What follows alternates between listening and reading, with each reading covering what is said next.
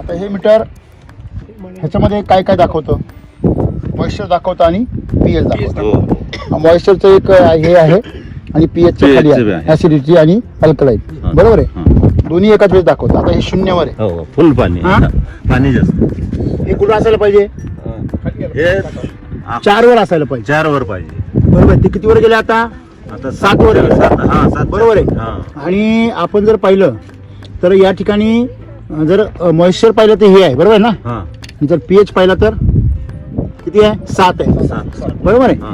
जे खालची खटकी बदलली का लगेच आपल्याला कळतं हे मॉइश्चर याच्यामध्ये हे जे आहे बघा, पाणी जास्त. ड्राय म्हटलेलं आहे, रेड. बरोबर आहे ना. कितीपर्यंत? 3 पर्यंत.